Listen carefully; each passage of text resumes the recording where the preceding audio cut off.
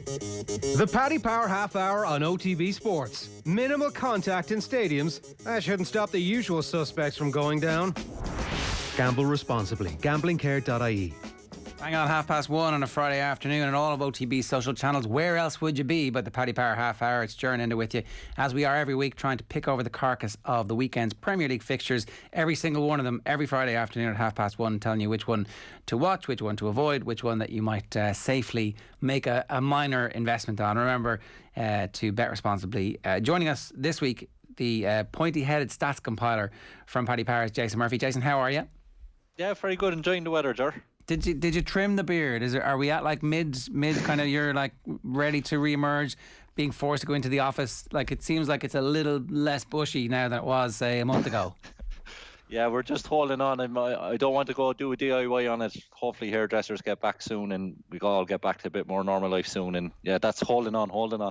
Yeah, there's some home jobs there still holding up. Right, Enda, what was our specials last week? Our specials last week, we had one that's still a contender. It's Leicester not to finish in the top four. That is looking less likely now that Leicester have kind of picked it up again. But Burnley to score a header was tipped on the show last week. They actually scored 2 headers and one of them was disallowed. So, you know, you're safe enough. Always go with Burnley and, you know, getting crosses into the box against a team like Man United. I think United to win, both teams to score, was also tipped up on the show. So not a bad week last week. We'll get into this week's specials in just a moment. But before I do, I want to tell you about the near miss. It's our near miss segment. It gives you the chance to win even if you lose, but only if obviously you nearly missed. The name is in the clue. It's aimed at allowing some of you to reclaim a losing bet stake. That's the worst we'll do to a winner every week. But in previous weeks, we've actually given away 11 grand to one single winner, 2.5 grand to one single winner, and one lucky punter has also won 1,400 euros. It's called near miss because if you nearly win a Paddy Power Premier League bet with a single bet or an accumulator and it's fallen down because of a dodgy VAR decision or toe was offside, tell us about it and our equivalent of the Dodgy Goals Commission will sit in judgment. It's all about the Premier League, so any losing bet that almost made it and you're feeling sore about are all legitimate entries. All you got to do is slide into our DMs either on Instagram or on Twitter. You can WhatsApp it to us 0879 180 180 or use the hashtag PPNearMiss on Twitter. And make sure you include the bet slip ID and as I said, our Dodgy Goals Commission will do the rest. Every Friday at the end of the Paddy Power Half Hour we'll announce our winners. Some will get their stake back and sometimes, if they're feeling particularly generous, the good folk at Paddy Power will actually pay out. You can see all the terms and conditions on otbsports.com. Stay tuned to our social channels for more details and reminders. So let me run you through the fixtures this week. Arsenal versus Everton tonight at 8 o'clock. Liverpool against Newcastle tomorrow at 12:30. At 5:30 on Saturday it's West Ham against Chelsea. Sheffield United and Brighton at 8 o'clock. Nice of them to put that on a Saturday night when everybody can do some stuff. Wolves versus Burnley on Sunday at 12. Leeds versus Manchester United at 2 o'clock on Sunday afternoon. Villa West Brom at 7. Leicester versus Crystal Palace is at 8. And of course, big fixture of the weekend is Manchester City against the post-Jose Mourinho Spurs. 4:30 on Sunday in the Carabao Cup final. It's going to be interesting to hear what Jamie Redknapp has to say on the record about that game in the coverage on Sunday afternoon. Your specials, you tipped Burnley to score a header last week. Wolves to win 1-0. Did that happen? That happened last weekend and we had a bit of an argument about that, whether or not it was going to happen. I said not to bother watching the game, that it's going to finish 1-0 to Wolves, and it happened. That's what happened, and I'm going with that again. Wolves to win 1-0 this weekend against Burnley because, again, both these sides not really accustomed to scoring that many goals. Actually, if you look at this game over the course of the season, so it's a long sample size, if you take your average scores within this game, it has about a 6% chance of having over 2.5 goals in it. So it's a long-term bet, but I do think that's something that you should look at. Wolves 1-0 in this game. You're a big old spender if you're looking for a 6% return on your Saturday accumulator. Well, that just means there's going to be value in the fact that there's intelligence gone behind that bet. Okay. I get what you're saying. And then obviously the biggest news of the week, there wasn't much happening, Jerry. You know, there's a small Super League thing that happened during the week. There's big news happening. None of the so-called Big Six to win this weekend. So that excludes the Carabao Cup final, which has 2 of them. One of them that happens to be Spurs somehow. But okay, so none of the Big Six will be winners in the Premier League, because obviously Man City and Spurs aren't playing. There's 4 teams playing in the Premier League that are in the so-called Big Six. That Man United against Leeds, Arsenal playing Everton tonight, obviously Liverpool against Newcastle, and then Chelsea against West Ham. So none of them to win. Okay, so Jason, What are we looking at for Enda's wild bets this week? Yeah, Wolves and Burnley, it's a very good angle to back the 1-0. If you look at actual goals and expected goals, if you're wanting goals in a game, there's 4 teams that you shouldn't sit down to watch. Wolves, Burnley are 2 of them. The other are Fulham and Brighton. Fulham because defensively so good. Brighton just because they can't put the ball in the back of the net. But in terms of Burnley and Wolves, you do not expect to see goals in the game, and that's what Enda's alluding to here. He's throwing a dart at it, and he thinks if there is a goal, it's going to be Wolves to get it. It is 5-1 in the normal match market. We've enhanced it here on Paddy Power to 13-2 if you fancy it. But it is 12 o'clock Sunday morning, so either potentially get the lie in or enjoy the fry. Yeah, I mean, even the fry in front of the telly, it'd be more appealing if something else was on. So you're sticking with that, Enda? Yeah, I mean, it's one way to keep yourself interested, at least, in this game. And none of the big 6 to win this weekend. I presume there's slightly longer odds of this happening. You would expect that several of them will win this weekend. Yeah, that's what the market says. And essentially, the 4 teams are Arsenal, Chelsea, Man United and Liverpool. If you were to do a normal ACCA on site, it comes to about 25-1 for none of those 4 teams to win this weekend. For Paddy Power off the ball, we've enhanced it to 40-1. And yeah, for the week that's in it, let's hope it happens. And, let's see a bit of karma by the end of the season. Hopefully Leicester and West Ham get those final 2 top 4 spots, assuming City and United have theirs in their bag already. I mean, it's grand for you as a Man United fan to say that, right? That's listen, this is it's like that. The European Super League bad, but the British Super League, if you could just add Celtic and Rangers in, I'm all in favour of that. What are your thoughts on that, Enda? No, it shouldn't happen. Scottish League would absolutely die if they put Celtic. Why do you care? You're a Celtic fan. Because who lives in Ireland? Why do you care about this? Why do you care about the Scottish League? I care about the fact that there's a lot of people that do care about those teams, and it's the same with the League of Ireland, it's the same with these teams. We don't really understand fan culture in this country because we don't have one, because instead of supporting our own clubs we decide to go over to England, and that's fair enough. I don't blame anyone who does that. Scotland. I don't blame anybody who does that, but we don't have a fan culture, so we don't understand what it means to support our local team. And there are a lot of people in Scotland who are big fans of the St Mirrens, of St Johnstone, and they mean something to those teams, and they mean something to that community, and that gives something people to do on a Saturday. It's a family tradition that people have, and we might not understand that or resonate with that. They're still going to do that, They will not be able to do that to the extent. It'll go the exact same way. On a Sunday, they're going to go to, maybe not on a Sunday in Scotland for a lot of them, on a Saturday they're going to go and they're going to enjoy the game against Cowdenbeath and Stenhousemuir and not get hammered and have dreams of winning a trophy and perhaps representing their newly independent country in European competition. What is it like? Everybody's like, oh, you'd ruin the league by taking away these 2 power brokers. You completely poisoned the well. There are other factors at stake here as well, Jared. There are the fact that there might be a couple of English clubs that might have an issue with plucking 2 teams from Scotland. No, but I'm asking you as a Celtic fan. As a Celtic fan, I don't want this to happen. Really? I genuinely don't. It's too late. It's too late for this to happen anyway. It's too late. You've got the rest of your life. You're a young man. It's not too late. Never too late, Enda. It is. We are too far down. Save yourself now. Don't wait behind for us. We are too far down the path for this to happen because Celtic and Rangers aren't the clubs that they used to be. Maybe 10 years ago, this would have been an idea that, they might have been able to figure out some way of getting revenue into Scotland, but now at this point Celtic and Rangers are the only clubs bringing money into that league, and they just can't do it. Jason, if I was to say the European Super League was definitely going to go ahead and we were getting a franchise in Ireland, what would you think? I wouldn't be a fan of it, sure. I'll be honest. I'm from Carlow, and I do be jealous of the lads in work who are Shelbourne fans, Bohemian fans, because as much as I love Man United and been following them all my life, there's just a certain passion that they feel that you do get it with United, but just not to the same extent. The closest you get to it, it's just Ireland games when it's massive Ireland internationals. You're talking Shea Long scoring against Germany, those kind of occasions. And look, Perez is saying it'd be a great thing having United and Real Madrid every week, or even Real Madrid come to play some team in Ireland, some franchise. Absolutely not.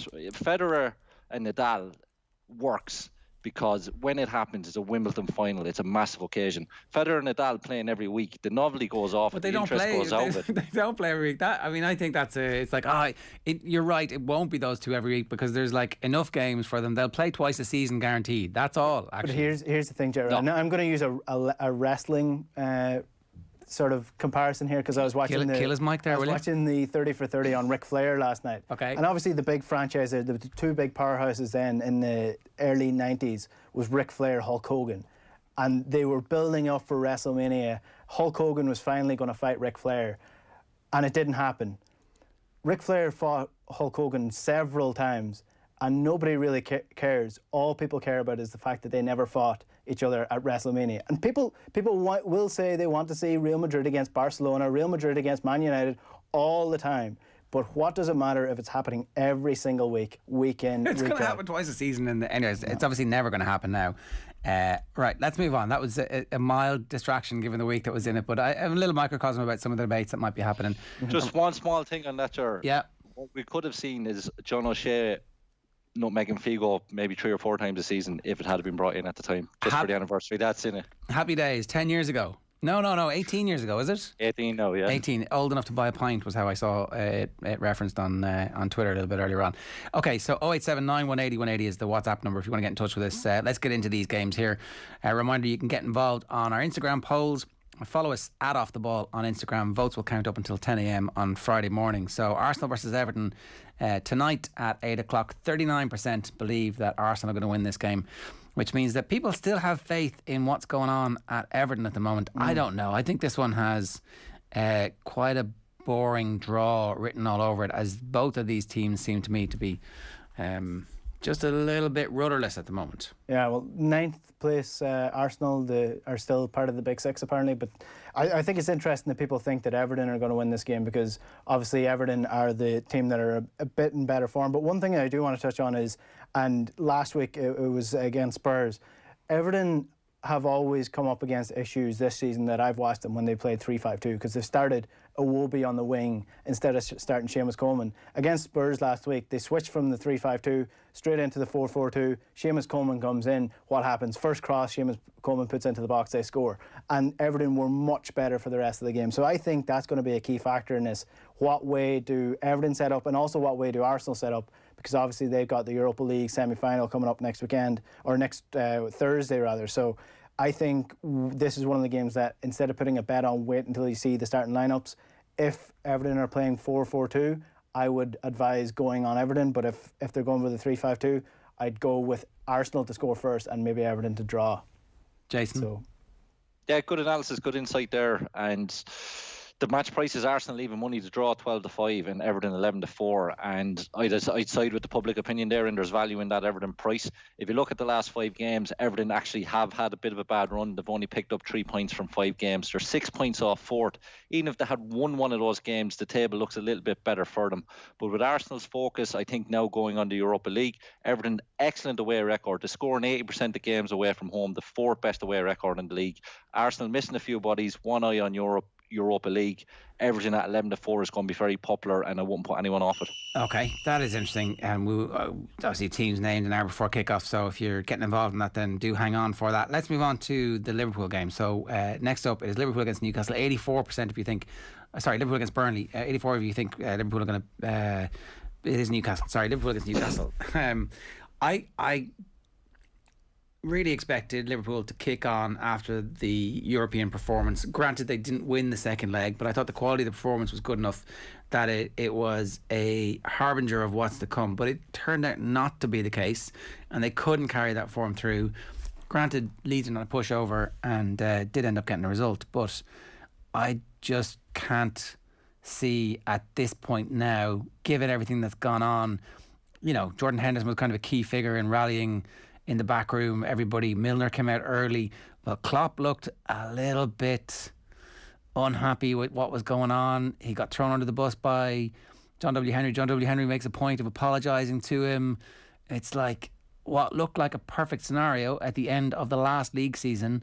All of a sudden, it just doesn't look great, and I'm not convinced that everybody's going to be at it from Liverpool's perspective. Their home record's terrible, and all of a sudden their opponents don't look like pushovers, but they're safe too, so I don't know. Maybe this recently safe team, I mean, not mathematically, but it feels like it at this point. What are the odds telling us, Jason? Yeah, Liverpool 1-5, the draw 5-1, and Newcastle 10-1. The fact Newcastle have that 8-point cushion, I think it's feeding into these prices a little bit. In terms of the top 4 race, listen, anyone from Everton up to Leicester can get one of these places. There's 6 rounds of fixtures left, and if you get the right run, which any of these teams are capable of putting together, you can nick a Champions League place. Now, in terms of a bet for this game, it's an early kickoff, and this fixture last season, when I tipped it up, it was an early kickoff as well, and I went for Liverpool to win 2-0. 5 minutes in, and Jethro Williams scores an unbelievable goal for Newcastle, and your bet is dead. Never mind the early kickoff, it's just dead for the day. So what I suggest is, look, Liverpool to win 2-0 is even money. If you wanted to get involved in this game, Liverpool in over 3.5 goals, it's 5-4. We know traditionally we see lots of goals in this fixtures. 4 of the last 5 meetings, this exact bet would have clicked. It's not my strongest fancy, but I'm just saying it's a bit better value than Liverpool winning 2-0. Okay, so 5-4 for Liverpool to win and over 3.5 goals. Yeah, okay, absolutely. I can see the rationale behind that. I do think there will be goals, but I'm just not convinced about flaky Liverpool at the moment. Enda, next is West Ham against Chelsea. Yeah, so speaking of the top 4, 2 sides going in level on points, and I think people are just about favouring Chelsea going into this game, and you can see why West Ham, again, we did predict last week that they might struggle with Newcastle, and again they did struggle to, they struggled to break down that Newcastle low block, as it's called by Jose Mourinho. Chelsea obviously drew 0-0 with Brighton in another awful game, and I think that again you're looking at this and you're a little bit weary. We're getting into the stage of the season where these games really matter. So Chelsea semi-final in the Champions League coming up next weekend. Are they going to be resting players for that? Declan Rice, Mikel Antonio, Aaron Cresswell, all out injured for West Ham. This is a game that you're going to want to wait and see the starting lineups again. Chelsea play the style of football. Not that they play the same brand of football as Newcastle, but it's still similar style to Newcastle in terms of they play a low line, they keep the possession, they wait for the team to try and make a mistake, and then they pounce. West Ham are the opposite. They wait for the team to bring the game to them and then they pounce. So I think this might be a game that West Ham struggle with again. So I would be favouring Chelsea going into this. No chance of another 0-0? Potentially a 0-0, but I think I would favour Chelsea because of the injuries that West Ham have. That would be the only reason I'd fall down on them. Okay. What are the prices? Yeah, we've West Ham 7-2, the draw 13-5, and Chelsea 3-4. And this West Ham price will be very popular. First of all, West Ham, I would wait on team news like Enda has suggested. Definitely Rice, definitely Antonio are going to miss this game. Dawson's done really well since he's come in. Potentially, though, Cresswell and Lingard will make it. And if they do, if the 7-2 is still there, I'd take it. I don't know if many people paid attention Tuesday night to actually watching what was actually happening on the pitch, but Chelsea were poor. And in that last 15 minutes, Brighton deserved to win the game. Nick and Jorginho in possession. And if you can get Lingard doing the same, and if Chelsea have one eye on a massive game against Real Madrid, then West Ham at 7-2 is definitely going to be popular, and I wouldn't put anyone off backing it. It's obviously a huge game, but they can't take their eye off automatic qualification for the Champions League. That's the one thing that has me. And Tuchel seems to be, notwithstanding what happened, I do feel like what happened between the news breaking and the thing falling apart, it wasn't real. Like, I was certainly flicking over going, I hope they're not going to just commentate on the match here and they're going to talk to us about the latest breaking news and what's happening. I don't know what it must have been like for the players. Like, I can't believe that they were fully properly prepared. Boss, what's going on? What's going to happen? Are we all going to be rich? Did we win the lottery? Oh, it's terrible, isn't it? It's awful. We're all going to be... I don't know. I just can't... It feels like those results were a little bit unreal. Tuchel speaks very well in interviews, and I think he does come across as being honest, and his insight has been a welcome addition to the Premier League. What he said after the game, as in, yes, we trained and we prepared, but outside of training, this was all that we were talking about, and can understand that it might affect absolutely the performance. But Tuchel as well, knowing that potentially PSG in a final, but just potentially winning the Champions League, if he has to make a choice between a best 11 against West Ham or a best 11 against Real Madrid, sure, I think he sides for the Real Madrid game. 100%, because he can get fired in 3 months' time as somebody who has a Champions League win on his, and is like, yes, that worked out very well, thanks very much. Sheffield United against Brighton is next. We have been, Sheffield United 33%, Brighton 67%. I think Sheffield United have thrown the hat out at this point, and this is a good time for Brighton to be getting them. I don't have much insight into this. I mean, Brighton still scrapping away. Sheffield United officially have been clipped. I would expect Brighton to win this game. I understand that's doesn't happen very much, but yeah, Absolutely. Sheffield United 4-1, draw 5-2, and Brighton are actually 4-6. Just as you were talking, it has switched from 8-11. We had this on site 2 weeks ago, and Brighton would have been 10-11 to win this game. So to shorten into 4-6, it's all to do with Sheffield United's relegation being confirmed. And this is an important point for anyone placing bets in the coming weeks. You know, motivation is a massive factor in terms of what moves prices. And Sheffield United's form has been terrible, having won in 5 games, scoring 1 goal, conceding 13. Whereas Brighton have actually been decent. A couple of 0-0s against Chelsea and Everton, competitive games, took the lead at Old Trafford. So Brighton at 4-6. If it goes any shorter, there comes a point where you just don't back it. But if you are watching it, if you are a narcissist and you wanted a bet for the game, Danny Welbeck, if he starts, has been starting recently, scored at Old Trafford. Like the way that he celebrated, none of this whole nonsense, oh, I used to play here.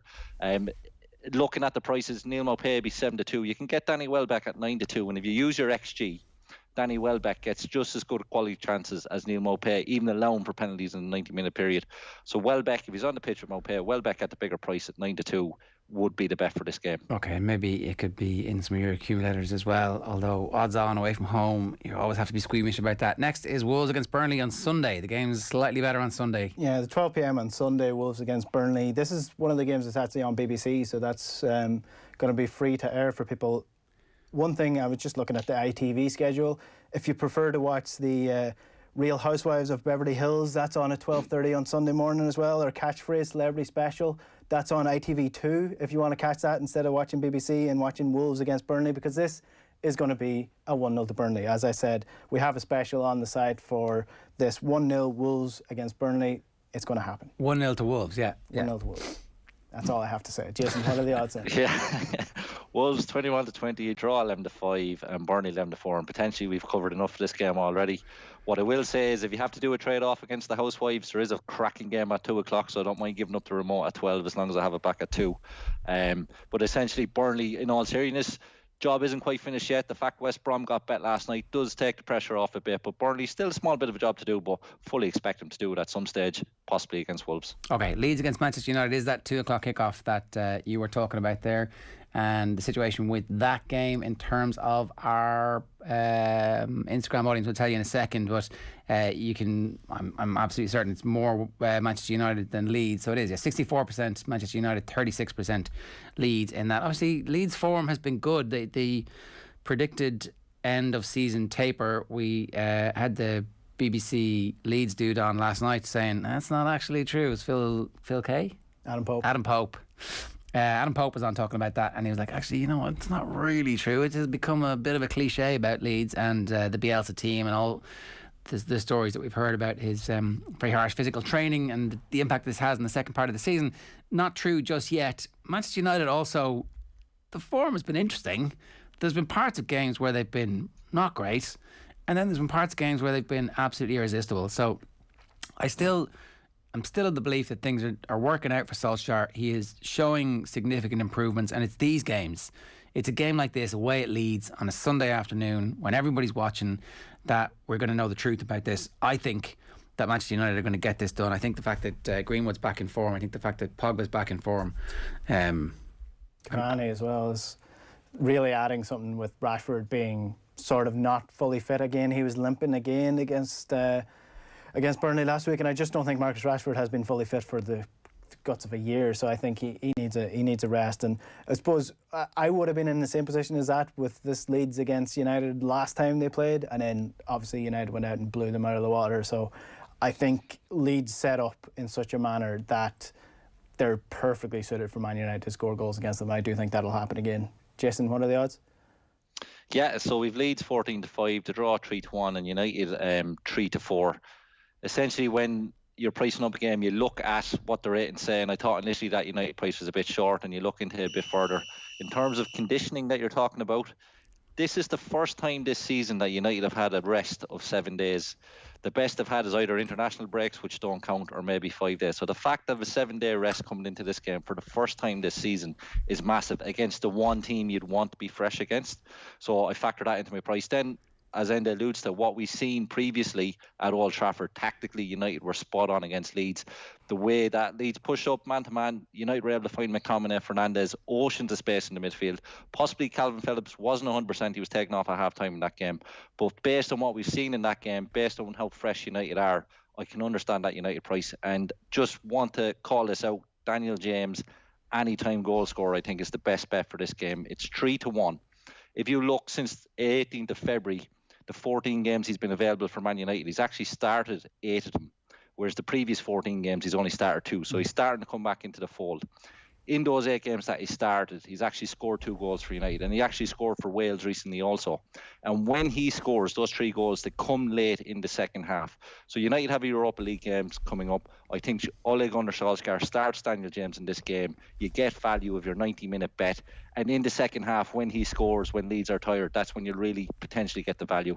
He's 3-1, twice the price of anything you'll get on your Fernandes, Rashford or Cavani. Just a really good bet with a really good angle for what will be a cracking game this weekend. The question is, though, Ger, will he celebrate against his old side? Because Daniel James technically signed for Leeds before he did Man United. There's pictures of him holding the jersey and everything. Then Man United just swoop in and take him away. I think he will. I think he's going to whip that jersey off and rip it around his head. We'll move on to Aston Villa against West Brom again. That's 7 o'clock on Sunday night. Again, there's other things to be doing than watching Aston Villa play West Brom at 7 o'clock. But I guess this is more a question for you then, Ger. Aston Villa, they're done for the year, really, aren't they? In those immortal words, I can't even remember who it was now. They're surfing the crest of a slump at the moment, and very concerned. I kind of said that this was very likely to happen about 5 or 6 weeks ago after the injury to Grealish, that they hit their 40-point mark and everybody was joking about it. But no, I mean, it's not important because they're actually going to thrust on now and be in the shake-up for the Champions League spots. And if they'd kept performing the way they had done at the start of the season,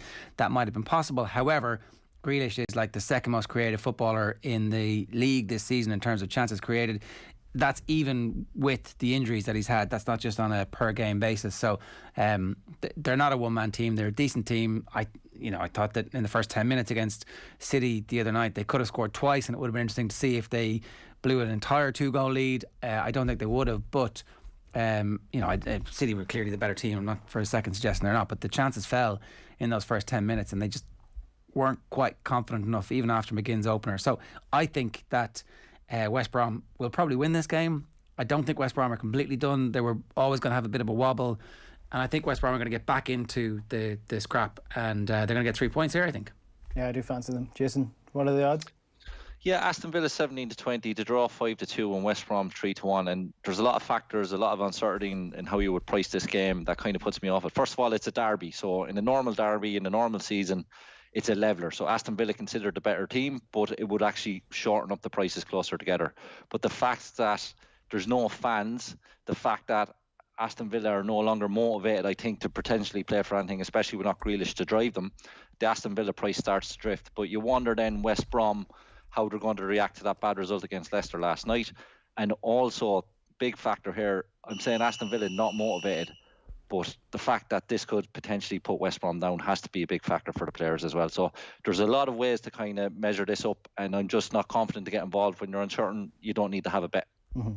Leicester against Crystal Palace is the 8 o'clock kickoff, and people coming down heavily on Brendan Rodgers and Crystal Palace to win this. And I do think that maybe they're getting back into form, and I might have been premature in my are Leicester going to fall out of the Champions League? But it still could happen. It still could happen. But against Crystal Palace, who are practically 2 points off safety with a game in hand as well, I do think Leicester have this one fairly well wrapped up going into it. They're the type of team that do play the brand of football that will pick apart a team like Crystal Palace, who just wait for you to make a move, and they have too much firepower. So I'm going to ask you a new variation of the question that I ask you every week, right? So let's just scroll forward 4 or 5 weeks, and Leicester City have qualified in the top 4 for the Champions League, and they've beaten Pep in the cup final. Mm-hmm.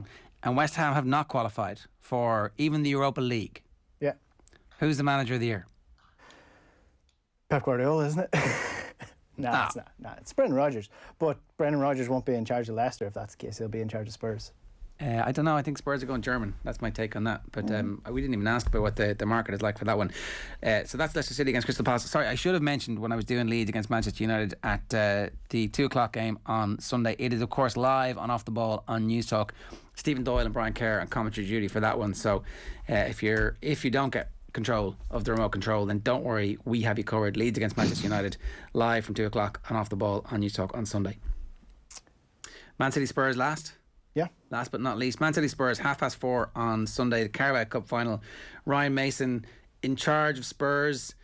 Jamie Redknapp thinks they're all a bunch of clowns anyway, allegedly. And I don't know. I think Jamie Redknapp might be right about that, sacking the manager just a week before the cup final. Particularly, was it Steve-O or Phil during the week was making the point, if you want an absolute bastard of a manager to win one single game against Pep Guardiola, is it Ryan Mason or is it Jose Mourinho? Yeah. I'm just not sure, but I think I'm going to go with Jose Mourinho, who actually has done this before. I think there was a chance maybe they would have had to pay him an extra couple of million or whatever, and they obviously got it out under the cover of world football being on fire. So they did what they did. I presume Manchester City are slightly unbackable favourites for this. 4-9 to win in 90 minutes, which I'd be very happy to take. The draw is 7-2, Tottenham 5-1, and Man City 1-6 to lift the cup, and Tottenham 7-2 to lift the cup. Right. I think Man City are going to win this in 90 minutes. Yeah, I don't know. I thought, like, going into this game, you're thinking, wow, yeah, Jose Mourinho, he knows how to get a result from Pep Guardiola, but Ryan Mason, I don't think, am I older than Ryan Mason? Somehow I look older than Ryan Mason, and how's he supposed to garner the respect of that Spurs dressing room when he's barely out of nappies, when he's barely out of his coaching degree? Like, I genuinely, it baffles me why Spurs made this decision, unless they thought they were getting money from Super League, that they knew that they were going to be able to bring in a big manager, which they don't have anymore. It can't have been on the basis that we were getting the Super League money, which would lead you to believe that there's some vague truth in the Redknapp voice note. I don't know. I mean, they're not that broke. I mean, obviously they've lost loads and loads of money, but in the long scheme of things, they have this brand new shiny stadium which will start making money for them. You know, they're on a very sound financial footing. Daniel Levy has been a brilliant chairman in terms of getting Spurs from where he's taken them to the point where they do.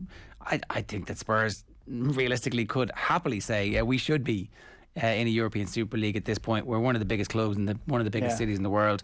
We've got an incredible stadium. We just have Pochettino. Okay, so we're having some difficulties with the current guy, but don't worry, we're going to get somebody better in next. Like, I've made that mistake once, I'm not going to make it again. Without going down the route of the Super League or harping on too long about it, though, I think Spurs are the best sort of picture of why the Super League is such nonsense.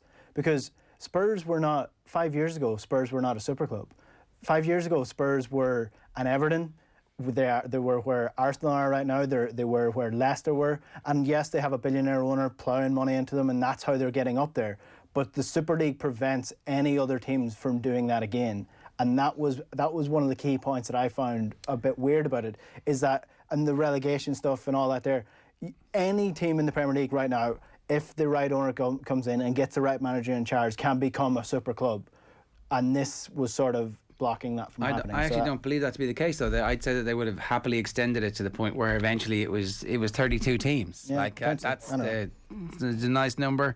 Seems to work well in other leagues around the world. Like, they just did a horrible job of explaining what they were trying to do because they couldn't agree what they were trying to do.